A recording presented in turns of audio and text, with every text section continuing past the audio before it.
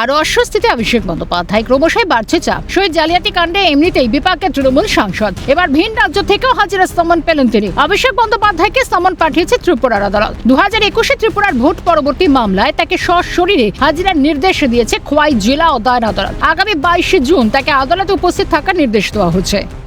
ব্রাত্য বসু, অভিষেক ব্যানার্জি, দোলা সেন, কুণাল ঘোষ সহ আরও অনেক সমর্থক খোয়াই থানাতে এসে খোয়াই থানার পুলিশ আধিকারিকের সঙ্গে অভব্য আচরণ করেন এবং ভাঙচুরের প্রচেষ্টা করেন।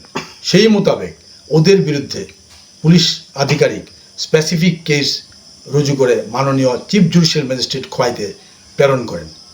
2021 সালে পশ্চিমবঙ্গ বিধানসভা নির্বাচনে তৃণমূলের জয়ের পর দলের সর্বভারতীয় সাধারণ সম্পাদক পদের দায়িত্ব নিয়ে অভিষেক বন্দ্যোপাধ্যায় ত্রিপুরার জয়ের লক্ষ্যে ঝাঁপিয়ে পড়েন। মূলত সেই সময়কালের ঘটনা এটি। জানা গিয়েছে 2021 সালে ত্রিপুরার রাজনৈতিক উত্তেজনাকে কেন্দ্র করে তৃণমূল যুব নেতা দেবাংশু ভট্টাচার্য সহ একাধিক কর্মী সমর্থককে গ্রেফতার করেছিল খোয়াই থানার পুলিশ। এই গ্রেফতারের খবর পেয়ে ত্রিপুরায় যান তৃণমূল সাংসদ অভিষেক বন্দ্যোপাধ্যায়। তৎকালীন শিক্ষামন্ত্রী ব্রাত্য বসু, কুণাল ঘোষ, দোলা সেন সহ 14 জন শীর্ষ নেতৃত্ব। অভিযোগ ওঠে খোয়াই থানায় প্রবেশ করে তারা উচ্চপদস্থ পুলিশ আধিকারিকদের সঙ্গে অসভ্য আচরণ এবং থানার সরকারি সামগ্রী ভাঙচুরের চেষ্টা চালান। থানার কাজে বাধা, বিশৃঙ্খলা সৃষ্টির অভিযোগে খোয়াই জেলা পুলিশের পক্ষ থেকে অভিযুক্ত তৃণমূল নেতাদের বিরুদ্ধে একটি স্বতঃপ্রণোদিত মামলা দায়ের করা হয়। তখন অভিযুক্তদের বিরুদ্ধে সমন জারি করা হয়েছিল। এদিকে প্রাথমিক সমন জারির পর তৎকালীন শিক্ষামন্ত্রী ব্রাত্য বসু এই মামলাটিকে চ্যালেঞ্জ জানিয়ে আগরতলা উচ্চ আদালতের দ্বারস্থ হন।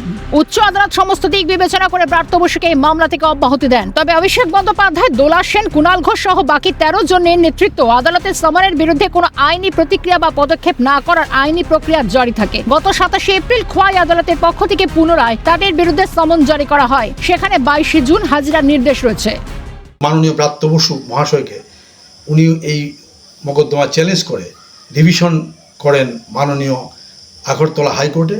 মাননীয় আগরতলা হাইকোর্ট উনাকে এই মোকদ্দমা থেকে অব্যাহতি দেন। উনি ছাড়া কুণাল ঘোষ, অভিষেক ব্যানার্জি, দোলা সেন সহ আরও কয়েকজনের বিরুদ্ধে সমন জারি হয়। লাস্ট কোর্ট থেকে রিমাইন্ডার দেওয়া হয় 27/4/2026। ক্রমশ জটিল অঙ্কে ফাঁসছেন অভিষেক বন্দ্যোপাধ্যায়। আইনি জালে আরো কোণঠাসা হয়ে পড়ছেন। ত্রিপুরা আদালতের সামনে অভিষেকের বিপদ আরো বাড়ল বলেই মনে করছে রাজনৈতিক বিশ্লেষকরা। এখন দেখার তিনি কি আদৌ ত্রিপুরা আদালতে হাজিরা দেবেন সে প্রশ্ন উঠছে। দেবাশিস বসুর রিপোর্ট, ক্যালকাটা নিউজ।